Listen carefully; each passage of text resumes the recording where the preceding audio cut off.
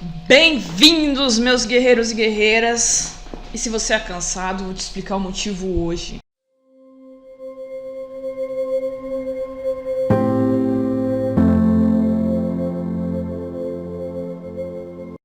Bem-vindo ao canal novamente. E hoje, como de costume, a gente fez o segundo capítulo semana passada.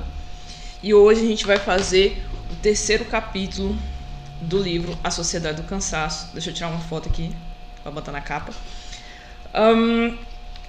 E no terceiro capítulo, o nome dele tá escrito... O título dele, no caso, né?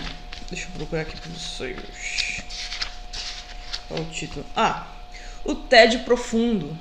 Nossa, pensando numa sociedade que não aguenta sentir tédio, é a nossa. Vocês já pararam pra pensar nisso? A todo momento a gente tem que estar embutido em alguma coisa, num celular, numa série. E a gente entra na Netflix ou em qualquer outra. Netflix não está patrocinando nós. E tem um monte de coisa lá para escolher. E mesmo assim a gente ainda fica perdido porque tem muitos estímulos no ar. E aí vem a pergunta que é muito interessante que me fizeram. A gente tem menos tempo hoje do que antigamente, porque tem a sensação de que não temos tempo, né? De que o tempo passa rápido hoje em dia. Mas eu acho que não é essa a observação. Talvez seja...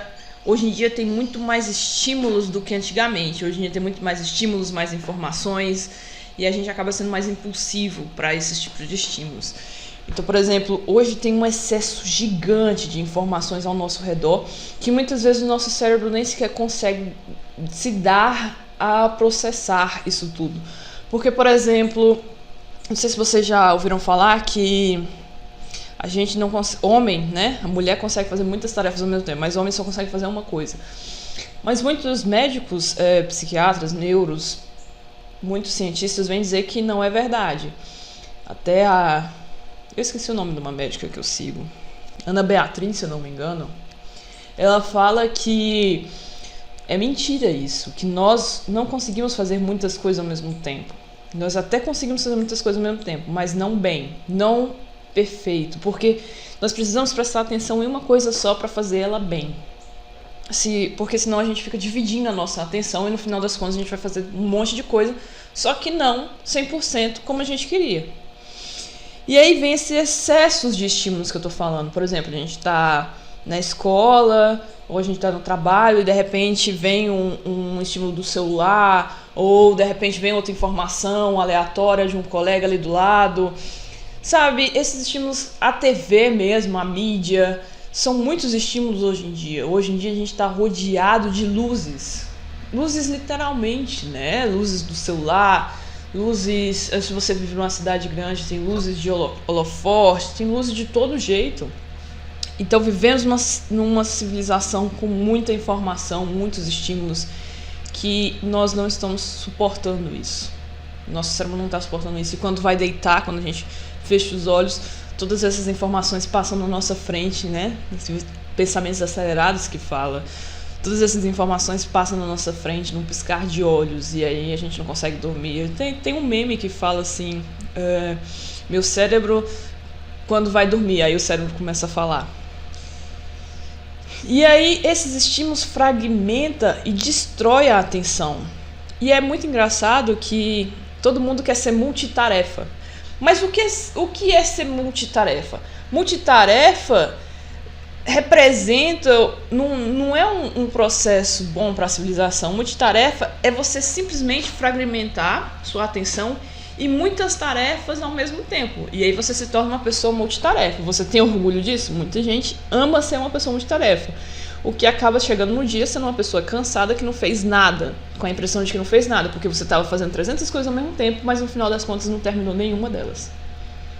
Você entendeu de onde vem a sensação, que eu até postei ontem mesmo, no Insta, a sensação de que quando você chega no final do dia, você parece que lutou, chega cansado, mas no final das contas você sente que não fez nada?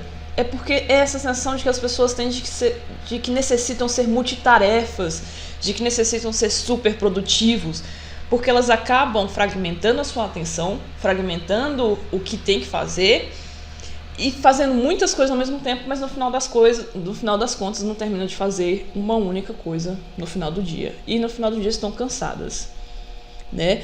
Então o que é essa multitarefa? Ser uma pessoa multitarefa? É isso. Você dividir sua atenção em muitas coisas e não prestar atenção em nada. E não conseguir resolver nada. Porque você está dividido. Não sei, quem assiste Naruto sabe, né? Que Naruto se divide em múltiplos clones das sombras. A gente não se divide nessa bagaça, não. E aí, o livro Sociedade do Cansaço vem falar que essa multitarefa, esse estado de multitarefa que o ser humano se bota, é um retrocesso para a vida selvagem. É um retrocesso da civilização. Porque ele vem falando assim, que na vida selvagem, você tinha que ser multitarefa. Um animal, para sobreviver na selva, ele tem que ser multitarefa. Então ele tem que estar a todo momento, quando ele vai comer, ele até dá o exemplo do animal comendo. Quando ele vai comer, ele tem que prestar atenção em comer, ao mesmo tempo ele está comendo, e ao mesmo tempo prestar atenção para não ser comido na floresta, né? E aí vem a gente está trazendo a floresta de novo para os nossos dias a dias. E aí eu trago essa filosofia também para a filosofia da ansiedade. Talvez seja por isso, e aí vem a questão de que a ansiedade está com a ansiedade. Ansiedade esse mecanismo de defesa do ser humano, ele está presente no ser humano desde a época das cavernas. Ele está presente como fator protetor do ser humano. Então a ansiedade, em doses consideravelmente baixas ou em doses controladas, né? Ela é um fator protetor do ser humano, porque você sente ansiedade, a ansiedade te estimula a ter, presta atenção, você sente ansiedade, a ansiedade te dá um sinal, tipo assim, presta atenção que tem alguma coisa errada acontecendo, e aí você já fica no sinal de alerta. A ansiedade é um sinal de alerta, né, de que algo está errado, de que você está em perigo, algo vai vir. E na selva era isso, né, quando os seres humanos estavam na selva, tinham que sobreviver no tempo da caverna, então a todo momento eles tinham que estar a todo momento prestando atenção no que estava acontecendo ao redor, porque corria o risco de algo acontecer, de ser atacado, ou de caçar também, né? Ele precisava caçar, então tinha sim usar o mecanismo de ansiedade.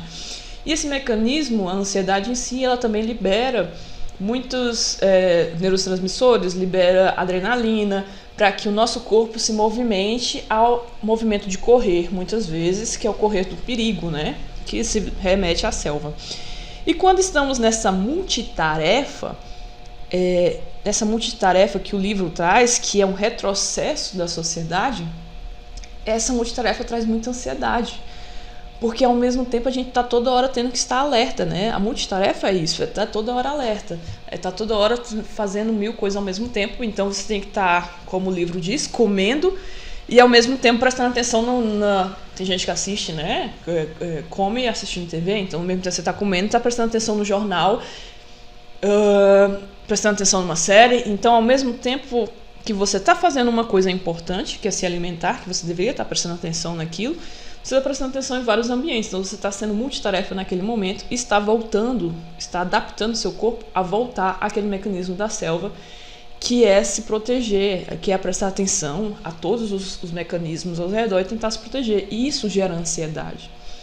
Esse mecanismo de estar sempre olhando ao redor, de estar sempre, nunca parar em uma só atividade, né? Porque, por exemplo, quando você está ansioso, você para para ler um livro, você para assistir uma série, ler um livro, você não consegue se concentrar naquele livro muitas vezes, porque você está pensando, não, eu tinha que estar fazendo isso, ou meu trabalho está ali, ou tem horário tal, tenho que fazer tal coisa, tal coisa, tal coisa.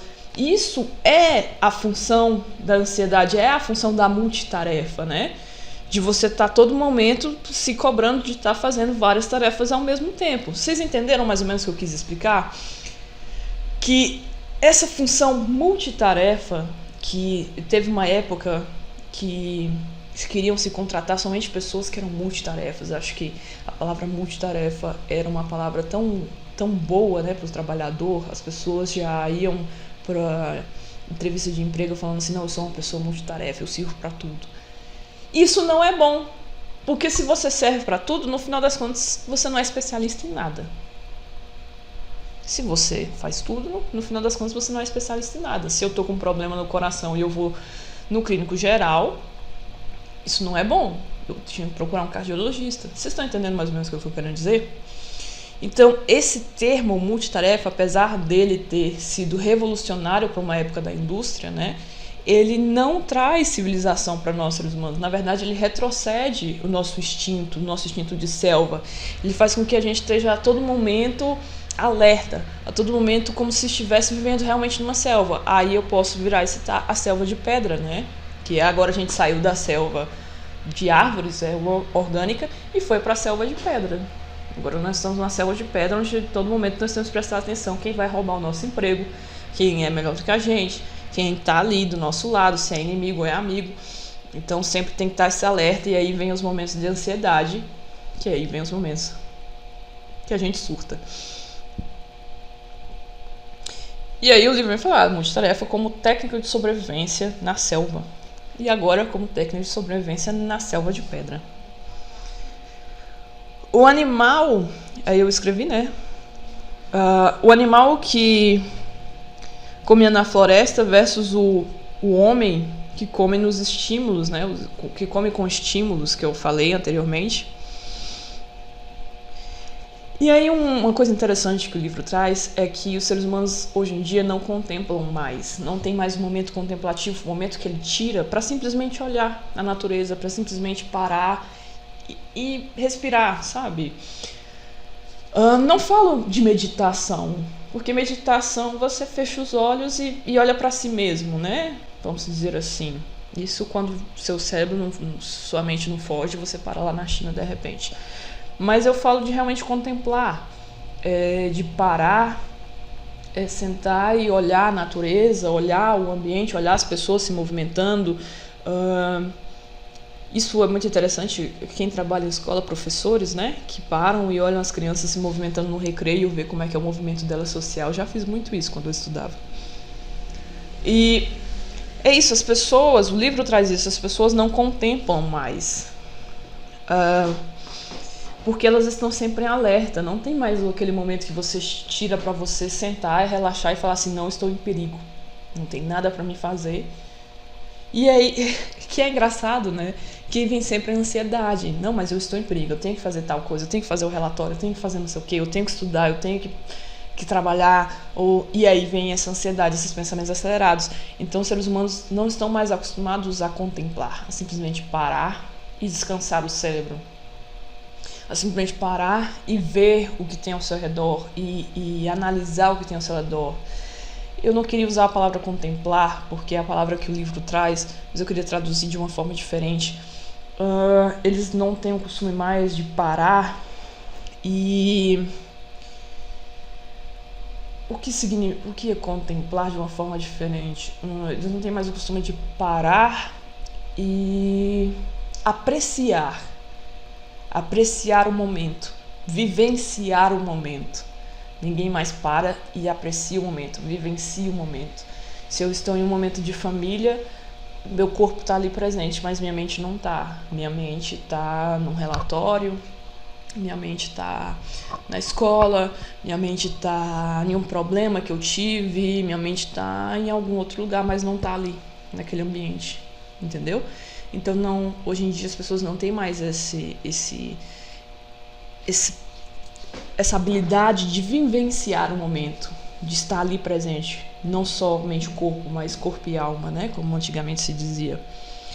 Que aí vem a atenção ampla, rasa, essa multitarefa, esse estado de não contemplar nada, de estar ali e ao mesmo tempo não estar, né? Gera uma atenção ampla, rasa. As pessoas não têm mais atenção, então elas estão sempre rasa a atenção delas, né? Por exemplo, você pode muito bem conversar com alguém e ela não olhar no seu olho, que é um dos problemas vem discutindo no BBB hoje em dia, né? Porque você não olha no meu olho, blá blá blá, é besteira. Mas e aí você está conversando com a pessoa e ao mesmo tempo ela está prestando atenção ao redor dela. E não existe mais a interatividade ali, não existe mais aquela conversa. E aí que vem na página 33, que foi o que eu botei no Insta ontem, no Stories, né? Que eu venho falando, não existe mais aquela conversa, não existe mais aquela interação olho a olho. E ele vem falando, a preocupação pelo bem viver, pelo viver bem, né? A qual faz parte também uma convivência bem sucedida, que é a convivência com o ser humano, a convivência que você tem com as pessoas, é o olho a olho, ou trocar, ou sair com a família e você estar ali presente e não pensando no trabalho, e não pensando no que tem que fazer. Cede lugar cada vez mais à preocupação por sobreviver.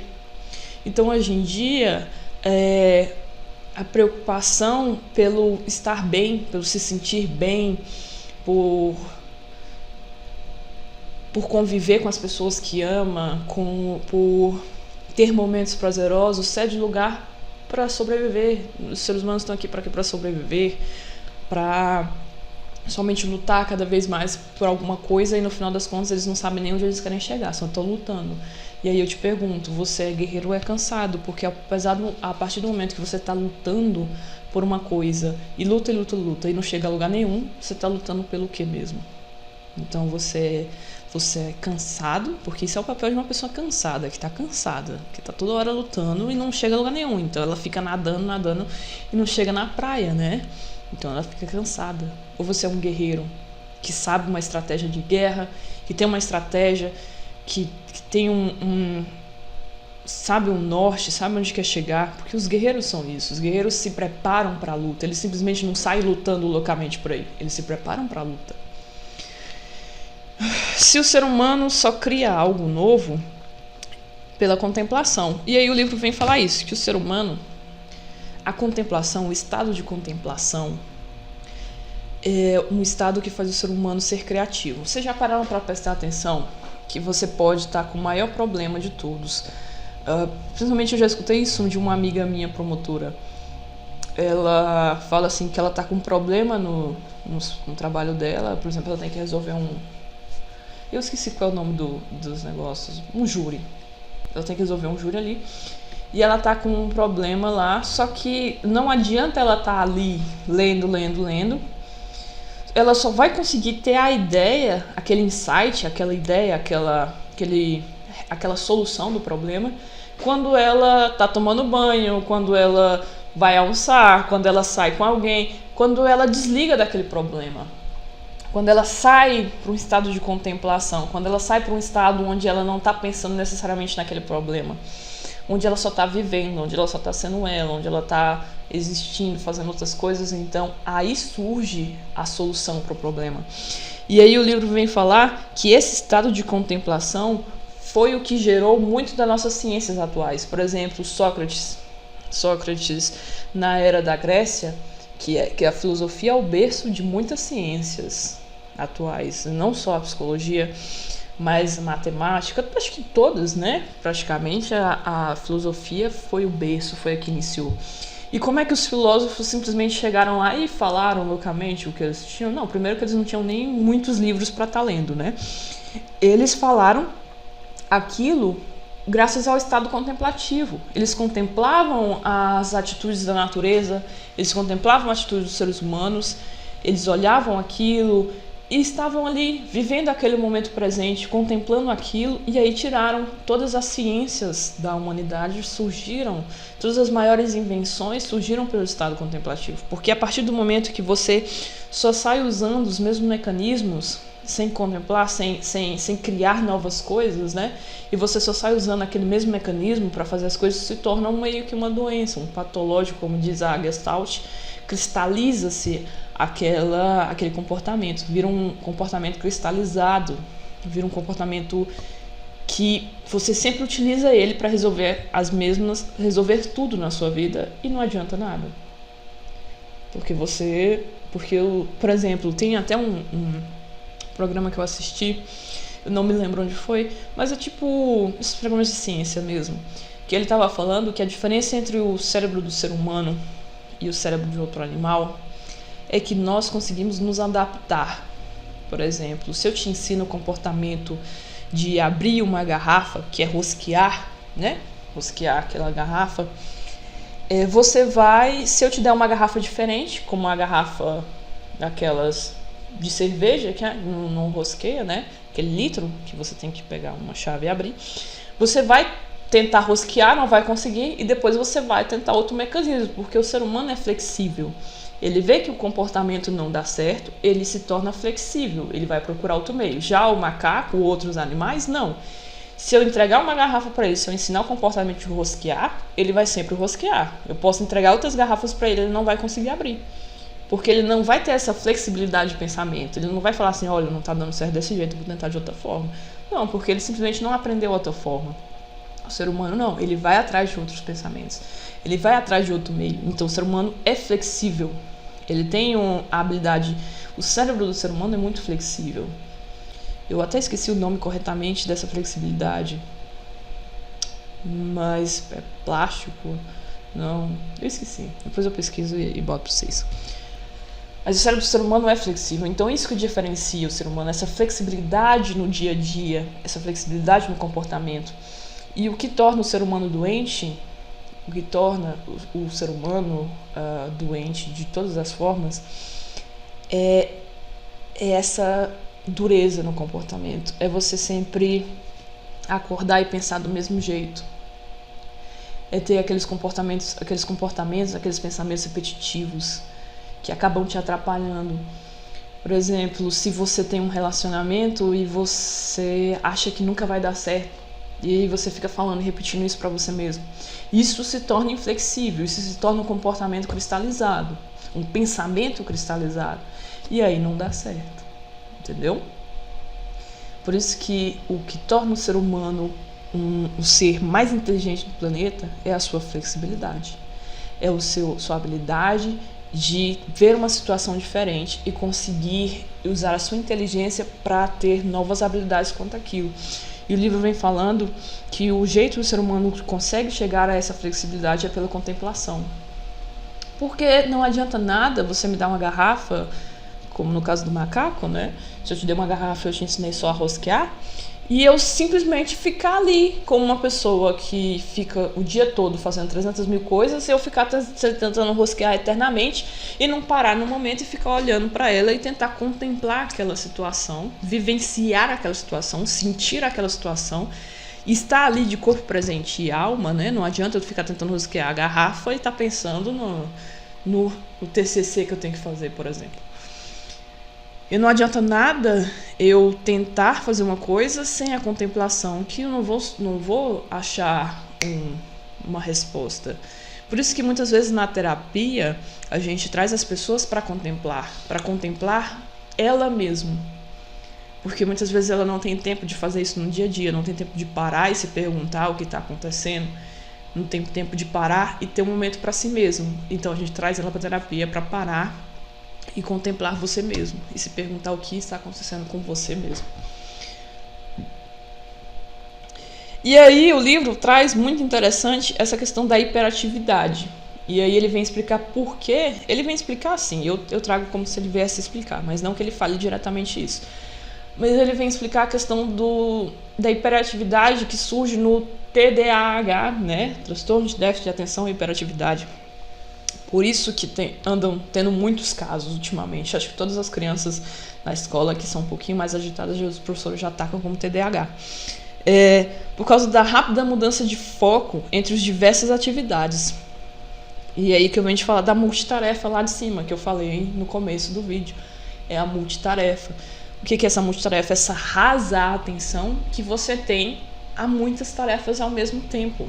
Então essa hiperatividade, essa rápida mudança. Enquanto a multitarefa, vamos dizer assim, qual é a diferença da multitarefa para a hiperatividade? Uma pessoa que é multitarefa, ela para uma hora aqui lendo um livro, ela para uma hora ali fazendo outra coisa, ela para outra uma hora ali lavando a casa, ela para uma hora ali fazendo um relatório. Ela parou uma hora em cada coisa. Beleza? No final das contas ela não conseguiu terminar nada, porque uma hora não adianta para terminar nada na vida. E a diferença da hiperatividade é que ela está começando a ler o livro aqui, passou um pensamento na mente dela, já foi. Não durou um tempo, não tem um tempo. Ela simplesmente muda rápido de foco, de instância. E aí vem as questões do TDAH. É por isso que tem muita gente que fala assim, que se eu tô lendo um livro, passou uma mosca, eu sigo ela. É quase nesse estilo, mas não vamos exagerar. Mas entendeu, né? Tipo, eu tô fazendo aqui, tô lendo um livro, aí aqui embaixo de mim tem um tapete. Aí eu olho pro tapete, aí eu não, tenho que guardar ele, já vou guardar o tapete. Aí quando eu chego ali no tapete, tem um creme ali do lado. Não, eu vou passar o creme. Aí já sai nesse ciclo de mudanças rápidas de foco. E que os seres humanos hoje em dia têm, e o TDAH, né, tem essa característica também, mas de modo geral todos os seres humanos estão tendo essa característica hoje em dia na sociedade, que é essa baixa tolerância ao tédio.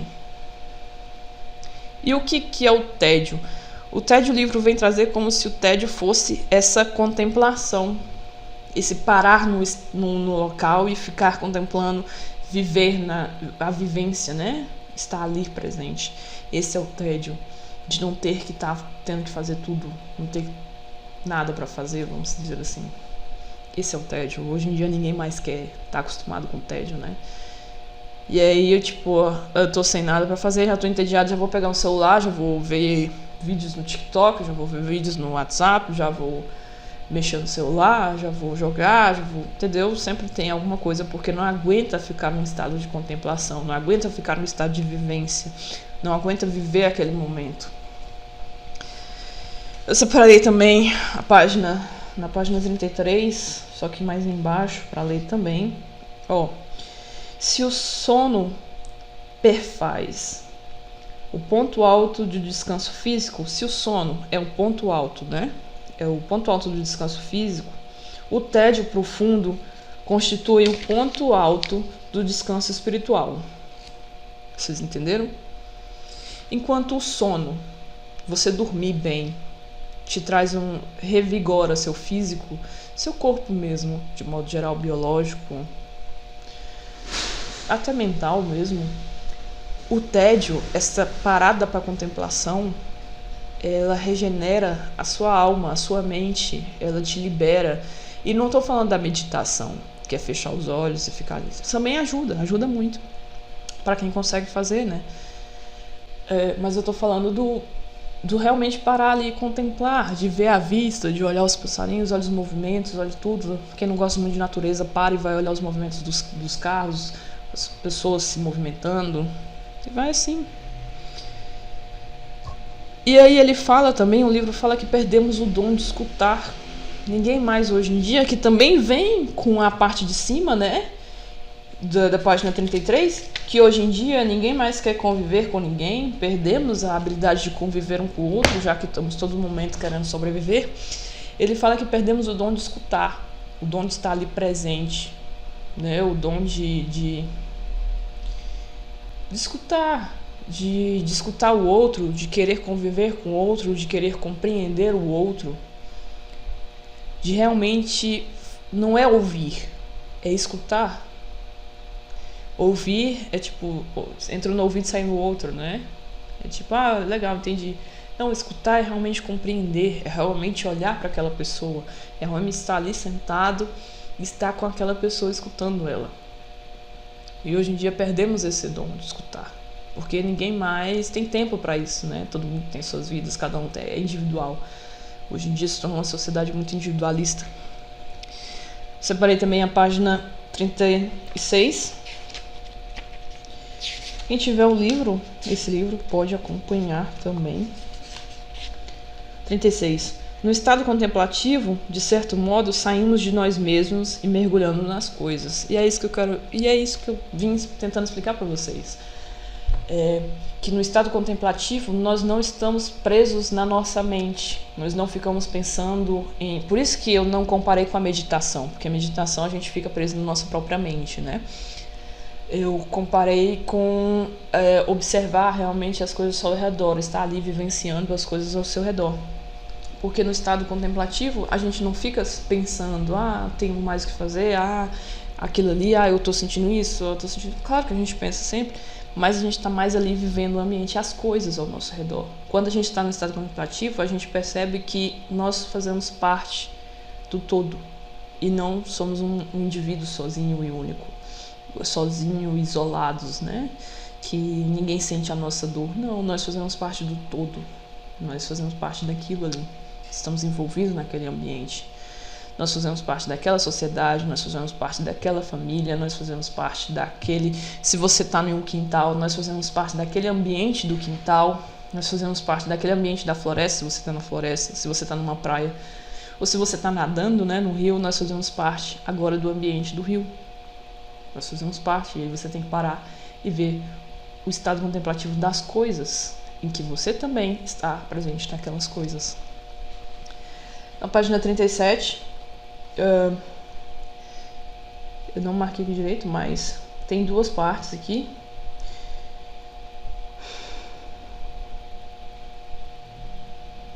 Sem esse reconhecimento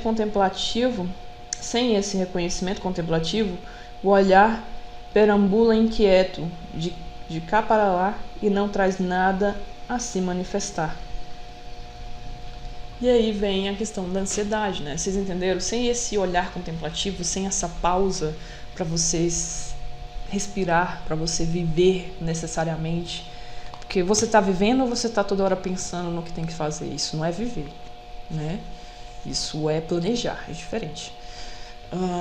Você está vivendo sem essa pausa para viver, você não vai... Sem essa pausa para contemplar, você não vai ter nada de novo para se manifestar. Você sempre vai repetir aqueles mesmos comportamentos cristalizados, que foi o que eu falei anteriormente. E é isso que eu tinha para falar para vocês. Espero que vocês tenham entendido. Eu acho que me embolei ali no meio, mas tentei buscar bem amplo explicar esse capítulo para vocês. E uma coisa interessante é que sem esse estado contemplativo também, sem esse estado de parar e vivenciar o ambiente que nós estamos, nós também caímos em muita fake news, né? Em tudo que cai na nossa mão a gente já repassa, ou a gente nem olha e já repassa, ou a gente acredita imediatamente porque nós não paramos para verificar, para contemplar aquela notícia e falar assim, não, ela faz sentido ou não, ou simplesmente nós aceitamos. Se esse estado contemplativo, as verdades se tornam mais fáceis, né? Tipo, as verdades se tornam mais assim. Sem esse estado contemplativo, qualquer pessoa pode enfiar o que quiser na sua cabeça. Porque você não tá processando, você não tá escutando, você só tá aceitando, né? Tipo assim, escutei.